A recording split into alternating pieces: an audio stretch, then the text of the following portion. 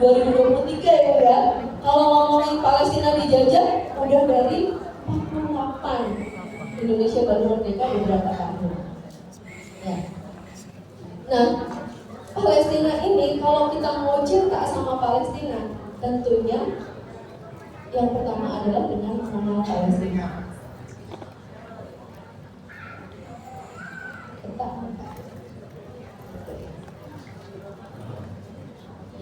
Ini Palestina jauh sekali, dari kita sekitar 8.000 km, ya, 8.500 km. Kalau naik pesawat itu 14 jam.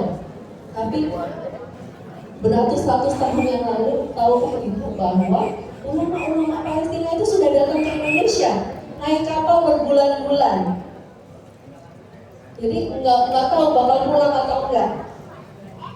Di antaranya adalah Wali Songo itu sebagian dari Palestina. Maka di kota Jawa Tengah, itu ada kota yang namanya Kota Kudus, ada Gunung Muria. Ini sama dengan ada yang di Palestina, karena para ulamanya sedang mengingat kembali ya, mengingat nostalgia dengan negara asalnya, yaitu Al-Quds. Dan di Palestina juga ada yang namanya Gunung Muria. Nah, ini adalah Palestina. Dan Palestina itu saat ini terpecah-pecah. Terpecah-pecah yang saat ini full dikuasai oleh bangsa Palestina adalah di Gaza, kemudian ada di tepi barat. Yang warnanya kuning itu yang masih banyak penduduknya. Tapi yang warnanya biru itu penduduk aslinya sudah diusir oleh penjajah.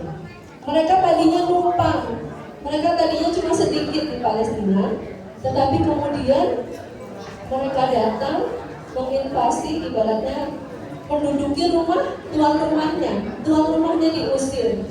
Ya, makanya saat ini ada sekitar 6-7 juta bangsa Palestina yang mengungsi di luar Palestina. Ada di Yordania, di Suriah, di Turki, di Lebanon, di Malaysia, juga ada sedikit yang di Indonesia. Okay?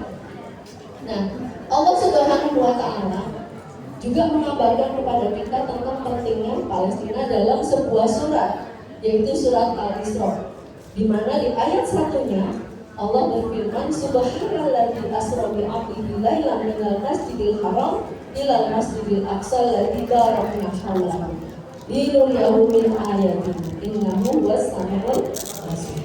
Jadi cuma ada 2 masjid yang namanya jelas-jelas ditulis dalam Al-Quran.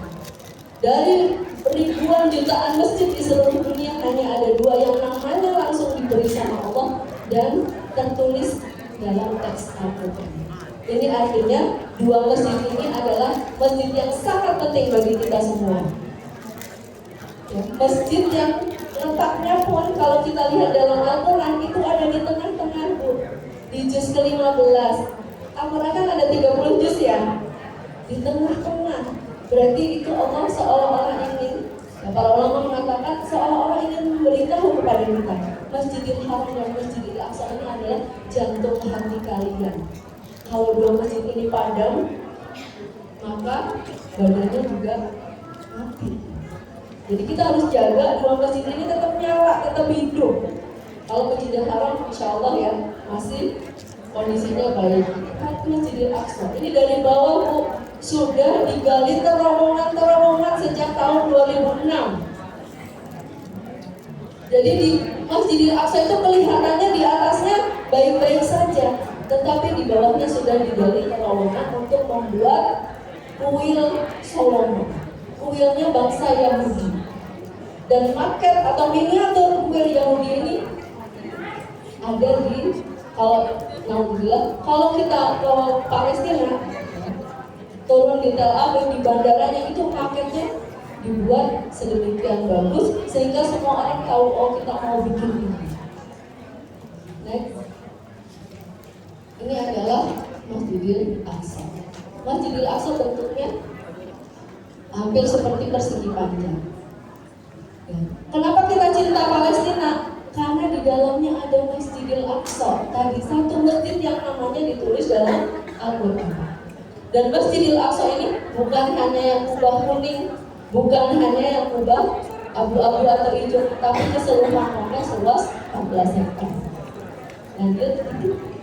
Ya, kita begitu pentingnya dia bumi Israel dan tanah yang dipegang serta bumi para nabi. Saat ini kondisinya sedang terjajah, maka wajib bagi kita semua untuk mengerahkan seluruh daya upaya membantu Palestina. Cuman kita belum bisa ke sana. Jadi kita hanya bisa menitipkan donasi kita kepada bangsa Palestina. Persis seperti hadis Rasul tentang Masjidil Aqsa yang ditanyakan oleh seorang perempuan dengan mengandungnya. Ya Rasulullah, aftina Baitul Maqdis. Ya Allah, berilah aku fatwa tentang Baitul Maqdis. Maka Rasulullah mengatakan, antul mansya wal mansya. Maka datanglah kamu ke sana. Dia adalah bumi tempat dikumpulkan dan kalian dibangkitkan dan dikumpulkan. Maka datangilah dan sholatkan di sana. Kalau tidak bisa, maka berikanlah minyak-minyak untuk menerangi lampu Baitul Maqdis.